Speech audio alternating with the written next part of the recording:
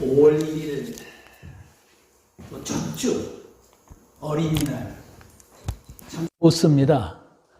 이 5월을 그래서 계절의 여왕이라고 그러죠. 아마도 저희 집 주변에서는 라일락 향기가 참 코를 간지리는 이런 계절이라서 너무 좋습니다. 이 5월에는 그래서 그런지 다음 주일에는 어버이 주일이고요. 그 다음 주일에는 스승의 날이던가요? 또 성인의 날도 있고 또 5월 21일은 또 부부의 날까지 있습니다. 이렇게 교회 행사도 촘촘히 있는데 또 공공 날도 또 상당히 많더라고요. 5월달 그 달력을 한번 보니까 무슨 날로 지명되지 않는 날이 없을 정도로 빼곡히 차 있더라는 겁니다. 그래서 제가 이 여러 날 중에 기본이 되는 게 뭐겠는가. 오늘 어린이 주일이라서 특별히 메시지를 전한다고 하면 우리가 다 이 어린아이와 같이 되지 아니하면 이라는 말이 머릿속에 횡간히 지나가죠. 그러면서 사도 바울은 그래서 어린이들을 노엽게 하지 말아라. 이렇게 이제 권면하는 말씀이 있어요. 근데 지금 우리나라의 그 어린이들, 청소년까지 행복하지 않다고 그럽니다. 이 OECD국에서 이 행복지수의 꼴찌예요. 왜 그러냐면은 학원이다 뭐다 해가지고 입시에 아주 매여져 있어가지고 이 어린아이들이 피지를 못해요. 그래서 온갖 그 사회적인 문제가 발생하는데 이 아이들이 우리 미래에 짊어질 아이들이라고 생각하면 참 어른들로서 안타깝게 이를 데가 없습니다. 그래서 우리가 이 기본이 되는 이 신앙 중에 지지난주에 우리가 부활주일을 거쳤지만 사실은 이 주일의 기본은 부활입니다. 우리 성경이라든가 모든 신앙은 이 부활이 중심이 되고 핵심이 됩니다. 어떤 창세기서부터 계시록까지 이 부활이라는 관점에서 이 신앙의 그 기준에서 바라본 관점에서 바라본 성경이고 우리의 또 일상생활이 아닐 수가 없습니다. 그리고 1년 52주를 사실 부활이라는 주제로 메시지를 전해도 참 모자랄 정도로 그렇게 우리가 부활에 대해서는 확실하게 갖고 있어야 될 것 같습니다. 그래서 제가 부활하면은 딱 두 가지 지금 오늘 말씀을 드릴 텐데 2005년도에 성남 아트홀이 문을 열은 날이거든요. 혹시 그 개관 기념 공연에 갔다 오신 분 계시면은 아마 흔치가 않을 겁니다. 이게 지금부터 이제 17년이 되죠. 그때 성남 아트홀이 개관이 되는데 KBS 교향악단이 연주를 했습니다. 어떤 곡목으로 누가? 부활입니다. 어떤 부활? 구스타프 말러. 대개 이제 클래식 좋아하는 분들은 베토벤은 아는데 말러는 몰라. 근데 사실 말러 작곡가를 좋아하는 분들이 상당히 많습니다. 저도 그 중에 한 사람이지만 정명훈이라고 아시죠? 정명훈 씨가 지휘자를 돼야 되겠다. 이렇게 결심한 것도 내가 구스타프 말러를 연주하는 것이 내가 꿈이다. 이런 분이에요. 그러니까 그분이 작곡한 부활을 성남 아트홀 개관식에 연주를 했다? 누가 했을까요? 이분은 우리나라 사람은 아닙니다. 초빙을 해가지고 한 사람인데 이 사람이 23살 대학교 졸업하고 대학원에 들어갈 때 카네기 홀을 우연히 갔다가 거기에서 바로 이 말러의 부활 제2교향곡입니다. 이것을 연주하는 것을 듣고 얼마나 감동을 받았던지 나중에 이 사람의 자서전에서 번개가 내 온몸을 치는 것처럼 감동을 받아서 내가 지금은 그냥 음악에 애호가지만 내가 이 카네기 홀에서 이 말러의 교향곡을 지휘를 한번 해보겠다. 이거 굉장한 그 꿈이죠. 실제로 그렇게 하게 했습니다. 그러니까 이 사람이 이걸 위해서, 이 꿈을 위해서 바로 월스트리트라는 그 금융가 거기에서 잡지를 발행하기 시작했습니다. 발행을 해가지고 아닌 게 아니라 15년 후에는 백만장자가 된 거예요. 그래서 자기가 꿈을 꾸었었던 그 말러의 그 부활을 연주하기 위한 준비를 그동안에 간간히 했지만 제대로 하기 위해서 3년 동안 매일같이 하루에 5시간씩 개인 레슨을 받는 거예요. 3년 동안. 이게 쉬운 일이 아니고 열정은 대단하거든요. 그래서 드디어 그 꿈을 이루었어요. 왜냐하면은 카네기 홀을 대관하는 것도 그렇고 또 악단을 하는 것도 아메리칸 심포니 오케스트라, 그 당시에 자기가 감동받았던 그 오케스트라를 내가 초청하겠다. 3배의 출연료를 줘야 돼요. 그리고 거기 오는 초청은 입장료를 안 받고 전부 초청을 했습니다. 이게 돈이 얼마나 들어갔을까요? 헤아리 없이 많이 들어갔습니다. 그래서 진짜로 카네기 홀에서 41살 때 연주를 합니다. 지휘를 합니다. 그런데 사람들이 저건 돈 좀 버는 사람들의 호사가의 어떤 일이겠지 이렇게 치부를 했는데 주빈 메타라고 아주 그 당시에 유명한 아주 세계적인 지휘자가 있었거든요. 지휘자가 앉았다가 벌떡 일어났다는 거예요. 이런 사람이 아마추어가 이렇게 잘할 수가 있는가? 그것이 이제 신문에 대대적으로 보도가 되니까 어떻게 돼요? 그때서부터 날개를 달은 겁니다. 이쪽 저쪽에서 이 사람을 초청을 하는데 나중에 그 미국에 있는 아메리칸 심포니뿐만이 아니고 런던 필, 그 다음에 비엔나, 또 아주 이름 있는 그 관현악단, 교향악단은 다 지휘를 한 거예요. 이래가지고 이 사람은 지휘를 할 때 뭐만 하느냐? 이 구스타프 말러의 부활곡만 하는 거예요. 부활곡만 하는 겁니다. 그러다 보니까 나중에 어떤 경우가 났느냐면은 이 말러의 그 악보가, 이 부활의 악보가 시중에 나왔는데 경매에 붙었어요. 그 당연히 값을 불문하기 건 내가 가져야 된다. 65억의 악보를 경매에 자기가 당첨이 된 겁니다. 65억짜리예요. 대단하죠, 이 열정이. 이게 지금까지도 그 부활을 가지고만 하는데 우리나라에서 성남 아트홀에서 2005년도에 개관식 하는데 초청을 한 거예요. 바로 이분입니다. 이분이 바로 그 부활을 지휘를 한 거예요. 이게 조금 의미가 있는 것 같지 않습니까?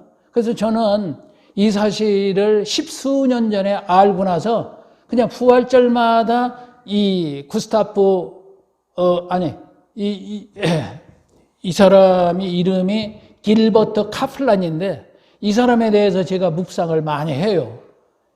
저렇게 한 가지에 대해서 저렇게 몰입을 할 수가 있겠는가? 그 몰입을 하더라도 부활이라는 것이 모든 신앙의 기본이기 때문에, 핵심이기 때문에 참 너무나 부럽기도 하고 존경에 맞지 않는 그런 분이에요.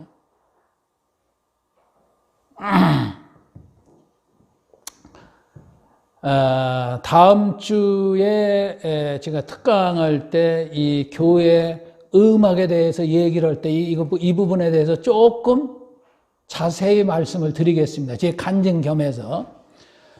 그 다음에 두 번째 이 부활하면 생각나는 분들이 이게 있어요. 부활이 도대체 진짜야? 맞아? 이거 했었을 때 지금 우리는 확실히 부활을 믿고 있지만 아직도 안 믿는 사람이 수두룩합니다. 부활에 대해서 회의적이거나 그게 알듯 말을 듯한 회의론자나 이런 사람들이 너무너무 많아요. 이랬을 때에 이 부활에 대해 자타가 공인하는 최고 전문가가 있어요. 이 신학자인데 그분이 하버마스라고 한번 들어본 적이 있는지 모르겠어요. 하버마스라는 이 박사가 이 부활에 관한 전문 서적만 7권을 지어냈어요. 그러니까 이분하고 그러게 누가 시비를 붙느냐면은 한번 디베이트, 논쟁을 한번 벌이자. 진짜로 예수님께서 죽었다가 사흘 만에 부활이 됐다 그러면 나 믿겠다. 어디서 그 제안이 왔느냐면은 영국에 있는 무신론자 협회의 회장이 되시는 사람이 그 논쟁에 그 제안을 한 거예요. 이 사람은 그 당시에 옥스퍼드의 철학과 교수입니다. 50년 동안 옥스퍼드 대학을 지키면서 무신론자에 대해서 전도사입니다. 아주 무신론 전도사예요. 이런 사람이 이 사람이 안토니 플루라는 사람이에요.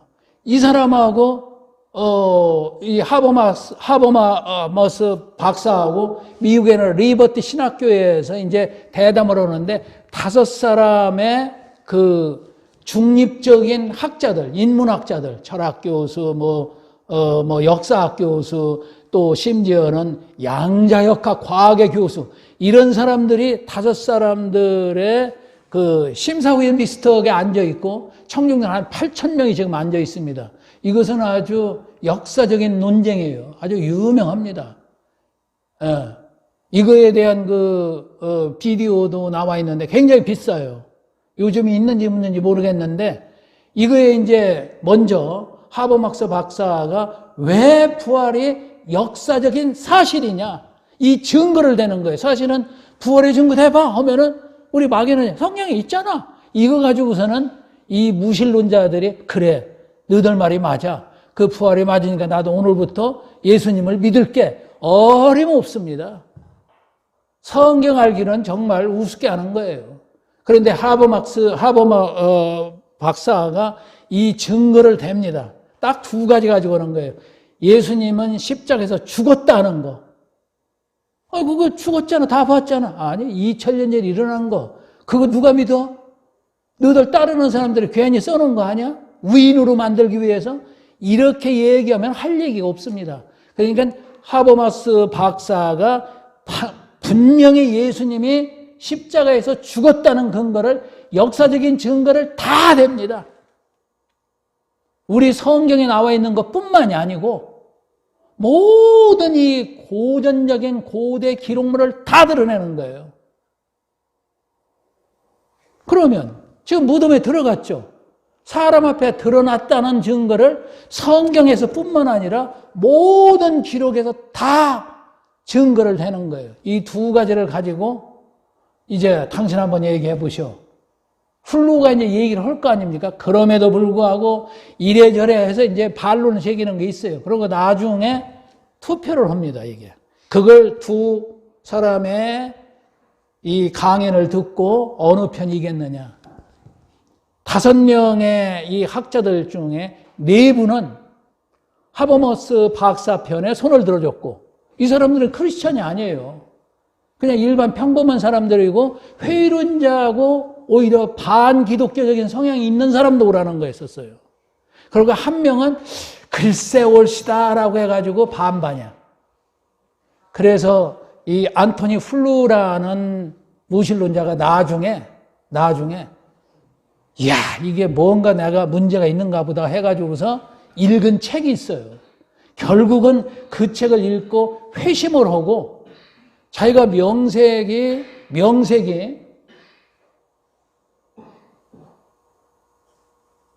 이 반기독교적이고 이 부활을 갖다가 반대를 50년간 극렬히 했는데 갑자기 그거 한번 했다고 해서 돌아선다는 것은 또 체면도 안 서잖아. 자기가 지금 현재 무신론자 협회 회장인데, 그래서 어떻게 됐느냐. 병에 걸려가지고 80이 됐을 때 이 책 이제 드러내라. 그 책이 There is a God. 하나님은 있다. 이 책 제목이에요. 하나님은 있다. 이거 내니까 안토니 훌루 박사가 이 책을 썼다고? 또 이 책이 진짜야. 맞아. 이거 엉터리 아니야? 이거 보고 나서 진짜로 무신론자 회장이신 훌루 박사가 쓴 걸로 확인됐었을 때 어떻게 됐겠어요? 우리나라 말로 경천동지. 하늘이 놀래고 땅이 뒤집어지는 역사가 일어났었어요. 이런 일이 우리나라에서 있었으면 좋은데 영국에 아주 그냥 굉장했었다고. 그게 훌루 박사가 돌아섰다고? 하나님이 있다고 인정했다고? 대단한 거 아니에요? 사실은 지금 좀 삐딱한 사람들, 조금 과학적인 지식을 가지고서, 인문학적인 지식, 그 헐렁한 지식 가지고서 대드는 사람들, 그냥 여러 말 할 것 없이 이 논쟁물을 읽어보라고 하면 돼요. 자세히 나왔습니다. 이거에 의해서 많은 과학자들이 기독교계로 상당히 많이 왔어요. 과학하고 종교하고 대립되는 것 같지만 알고 나서는 과학자들이 더 깊이 믿습니다. 아주 깊이 믿습니다. 그러면 이 사람들 하는 얘기가 있어요. 그동안 내가 당신들 믿는 걸 보니까 내가 못 믿었던 거야. 이렇게 깊이 있는 사실이 있는데 왜 이걸 안 보고서 지금 하는 게 대강 믿고 있느냐. 그냥 아멘만 하면 다냐. 그래서 제가 가끔 기회 있을 때마다 얘기하는 게 뭐냐. 예수님의 말씀을 듣고서 주님의 이름으로 우리가 선지자 노릇했습니다. 오늘날식으로 얘기하면은 제가 주님 믿는 권사님이에요. 목사요. 집사요. 장로요.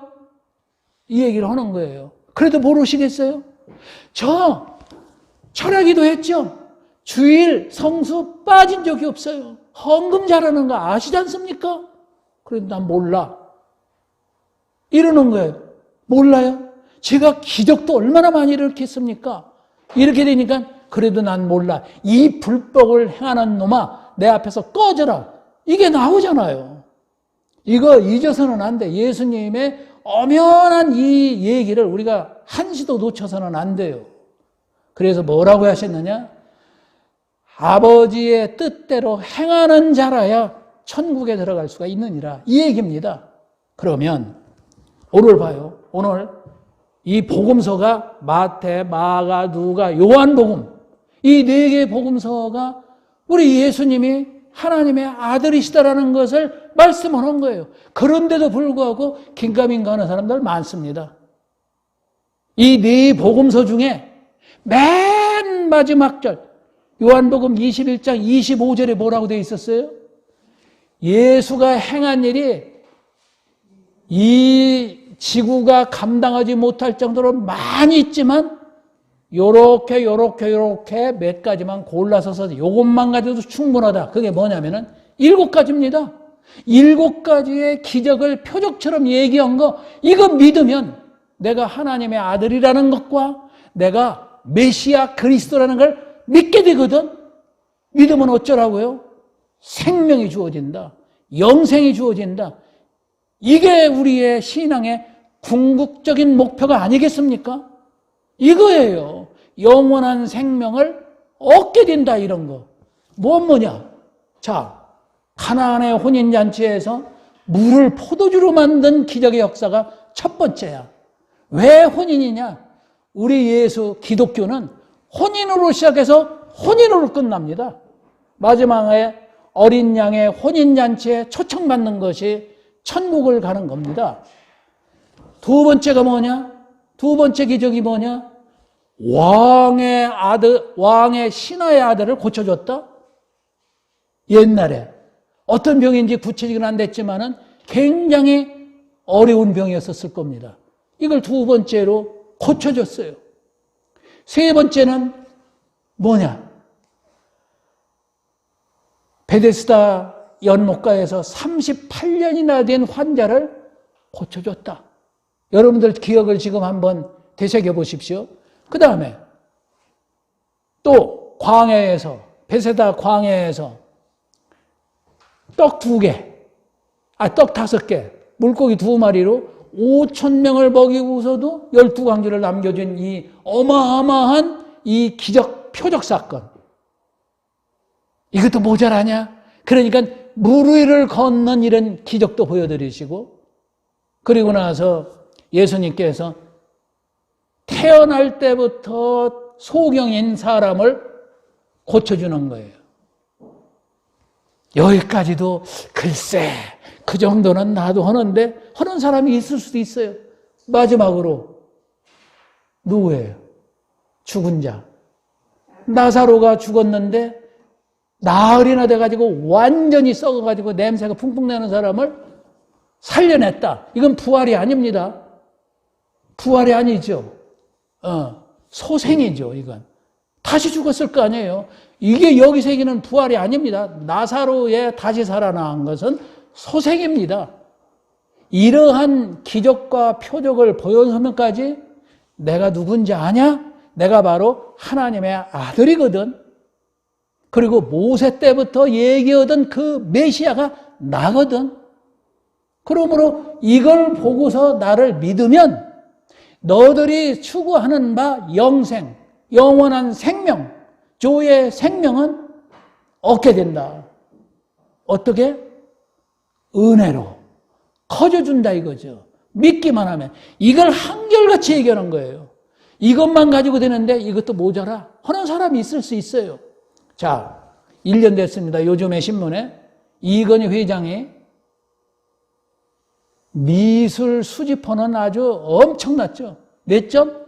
23,000점이에요. 대강 그런 게 아닙니다. 한 점에 수천만 원짜리가 23,000종을 갖다가 국가에다가 이것을 기증을 했어요. 그래서 이번에 1년으로 해서 거기서 또 몇 가지만 추려가지고 국립현대미술관에서 전시를 한다고 그러더라고요. 그런데 거기에서 제가 이게 연못 있는 수련이라는 거, 모네가 쓴 거, 이거는 얼마짜리인지 아세요? 요거 하나 대표적으로, 요것은요, 몇 천억짜리입니다, 이게 지금. 경매에 나오면은. 그리고 우리나라에 그 황소라는 그림이 나와요, 대표적으로. 이거요, 수백억짜리입니다. 그래서 23,000종의 돈으로 하면은 2조 내지 3조 정도 된다고 그래요. 이거 정확한 건 아니에요. 2, 3조 정도 된다. 이건희 회장이 이렇게 수집한 것이 수천 종을 해도 요한복음에 나오는 이 7가지 사건을 기록한 이 우리 복음서를 읽는 우리, 누가 더 행복할까요? 저는 이거 생각합니다. 이건희 씨가 그렇게 대단한 일을 했다는 걸 보면서 메시지를 찾으라는 거예요. 그래? 여기 분명히 요한복음 21장 25절에 당신은 컬렉션을 했느냐? 우리는 실렉션. 여러 많은 것 중에 아주 본질적인 것만 선택을 한 거예요. 이것만 가지고 여러분들한테 드러났으니 읽을래 말래, 읽지 말라고도 읽어야 될 거 아닙니까? 이게 우리의 복음서의 기록 목적입니다. 이게 어마어마한 거죠. 그러면 오늘 본문에서 두 사람을 대표로 끝난 거예요. 이 복음서의 마지막에 베드로, 너 젊었을 때는 내 마음대로 띠뛰고 놀았지?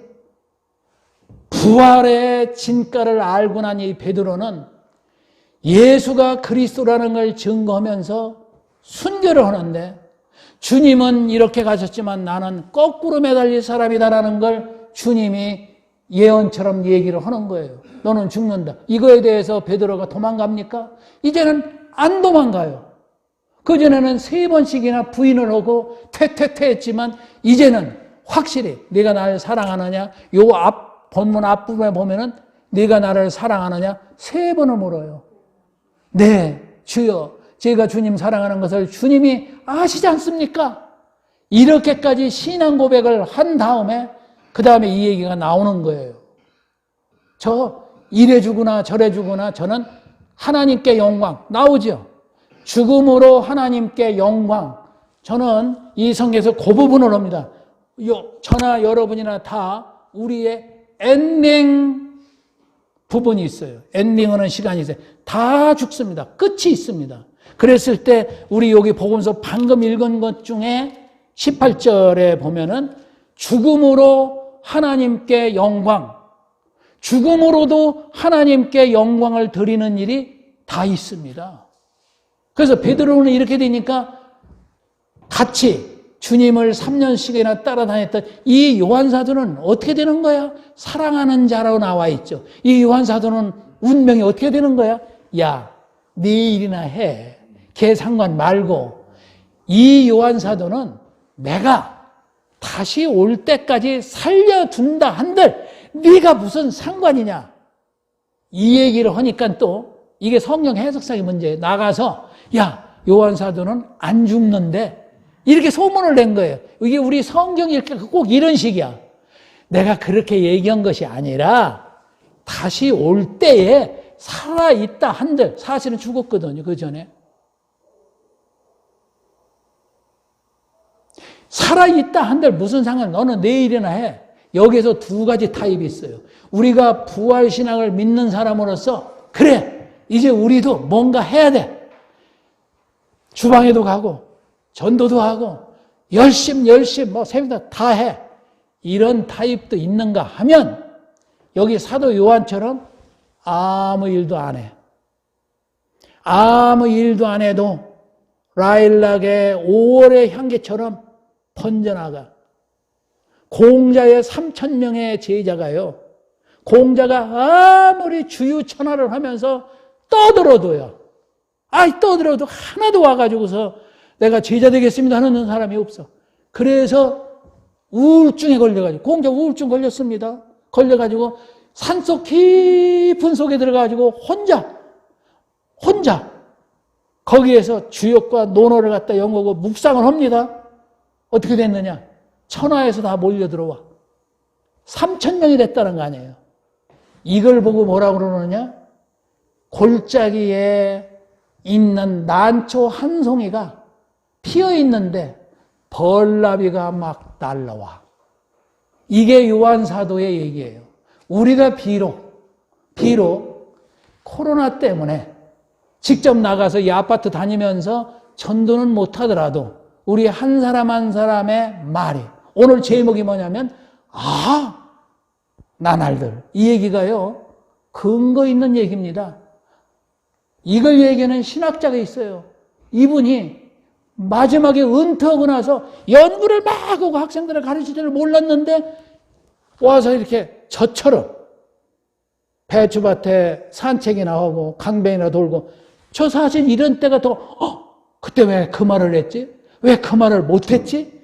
이런 그 후회감과 회한에 많이 젖어 있는 것처럼 이걸 얘기한 이분도 나날은 부활신앙이 확실한 만큼 나의 나날은 매일매일은 기쁨과 감사가 이어지는 아하다. 그래서 개미 한 마리를 보고 또는 이 뿔 둘 달린 게 뭐예요? 둘 달린 벌레.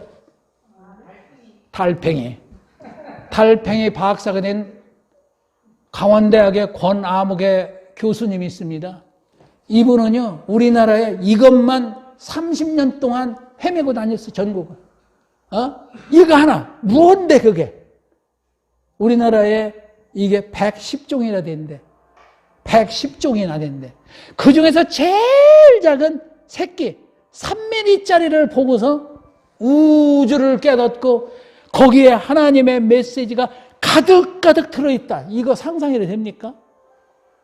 윌리엄 블레이크라는 기독교 시인이 있습니다. 이 사람이 바로 그거예요. 모래 한 알 속에서 우주를 발견하지 못하면 성경 다시 가서 읽어라. 성경 읽었으면 모래 한 알 속에도 하나님의 창조의 지혜와 능력이 들어있다는 거다 이거죠. 이런 걸 깨닫습니까? 이게 어마어마한 거예요. 그래서 날마다 안 해. 아이고 지난주에 봤잖아요. 강 권사님 지난번에 봤잖아요. 오늘 이렇게 또 모처럼 우리 임 회장님 나왔는데 반갑죠. 얼마나 반가우냐. 이거 표현을 못하지만 사실은 이산 가족 만날 수 있는가가 지금 우리 친구들 못 만나고 전화로만 왔다 갔다 한 거 만났을 때 이런 걸 해서 그럼 너 미쳤냐? 그동안에 뭐 못 봤더니 갑자기 왜 이래? 이런 게 우리 한국이에요. 그러니까 그걸 갑자기 이게 몸으로 입으로 표현하기가 어려워. 그래서 가정의 달 집에서 가까이 있는 손자녀, 오늘 왜 김 권사님이 왜 안 나왔는지 손자 돌보러 갔는지는 모르겠으나 우리가 손자녀, 여기서 지훈이가 제일 청년이에요. 어린이라고 볼 수도 없잖아. 그러니까 우리 상상 속에 있는 우리 어린이들과 같은 마음으로 사람을 대할 수 있는가. 우리 아파트 내에 유치원이 하나 있어요. 제가 가끔 이렇게 산책 나오면 개들이 지나갈 때 제가 비켜줍니다. 얘들 지나갈 때까지. 그러면 얘들이 가다가 갑자기 7명씩 이렇게 그룹을 져서 이렇게 선생이 인도를 하는데 땅에 다 가서 이렇게 얘들이 무엇 때문에 저렇게 동전이나 이게 내 생각. 저 동전 떨어졌나?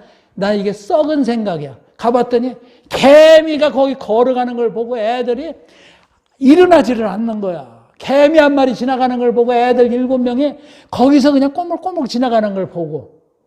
그래서 예수님께서 우리 보고 그렇게 순수하라고 하신 것 같기도 해요. 내가 그래서 월스워스라는 그 시인이 어린이는 어른의 아버지다 라고 한 얘기가 퍼뜩 들어가더라고요. 이래서 우리는 이 아이들을 우리 방정환 선생이, 우리 종씨 맞아요. 우리 방정환 선생이 어린이라는 말을 최초로 만들었어요. 어린이라는 말을. 그러면서 어떻게 해요? 어린이라고 얘기할 때 야야야야 빨리 일어나 빨리 먹어 이렇게 하는 게 아니라 무릎을 꿇고 아이들의 눈높이에서 얘기하는 것이 어린이에요. 이렇게 할 수 있습니까? 이거 굉장히 중요한 거예요. 그래서 우리가 부활신앙을 가졌다라고 하면 부러울 게 일단 없습니다. 부활을 하는데 영생이 있는데 오늘 죽어도 아멘? 감사가 나올 수가 있는가? 이게 핵심이에요. 내일이 아니라 오늘 아하 하는 얘기는 만나는 사람마다 떠가는 구름마다 오늘 날씨를 본마다 이런 걸 보면서 우리가 감탄을 하고 감동을 하고 이렇게 할 수가 있는가? 우리 한국 사람의 가장 부족한 것이 뭐냐? 감수성이 결여됐다는 거예요. 웬만한 거 주워가지고서는 오늘 뭐 먹을지는 잘 모르겠지만 감사 안 합니다. 뷔페 아주 질펀하고 냉장고 막 석에 4개 막 돼가지고서 먹는 거 웬만큼 얘기하고서는 감동을 안 해요. 근데 강 권사님, 우리처럼 보릿고개를 지나온 사람은 어때요? 그 생각만 하면 다 꿀맛이야. 보리를 갖다가 이거에다 튀어게 먹고 물에다가 저으면 이랬었잖아요. 제가 다음 주일에 우크라이나 때문에 미국 연방국에서 미리 광고하는 겁니다. 연방국에서 준비해 1%의 가능성을 갖고 준비를 해야 된다. 우리는 1% 넘어요. 김정은이가 엊그제 사열할 때 봐요. 우와, ICBM, 로켓, 전부 최신식으로 딱 지나가는 거 봤잖아요. 그거 우리처럼 태평무 사온 사람이 없어. 북한에서 해주에서 미사일 한 방 쏘면은 3분 만에 종로에 떨어진대. 미국에서 이게 시뮬레이션으로 한 거예요. 내가 읽고서 뭐냐냐? 20만 명이 죽어. 그리고 반경 10km 내에 있는 62만 명이 부상당해. 그래도 준비 안 해요? 안 해. 설마 우크라이나가 설마다가 450만 명의 피난민을 만드는 어떻게 해요? 다 허겁지겁 나가는 거 봤잖아요. 준비가 안 된 상태에서. 그래서 다음 주 특강 시간에는 제가 이 재난 시간을 오늘 지훈이한테 지금 타이핑을 맡겨가지고 거기 쭉 나와 있어. 이런 정도는 우리가 실제로 준비도 하고 마음의 준비도 해야 되지 않겠는가. 기도만 하는 게 능사가 아니에요. 이거 해야 돼요. 그래서 이 부활주일이 아주 뜻이 깊고 정말로 날마다 이런 그 신앙을 놓치지 않게 되면 이거 굉장히 중요합니다. 이게 이 추임새를 좀 해야 되는데 이 추임새가 없어요. 그러니까 예수님도 나와 있잖아요.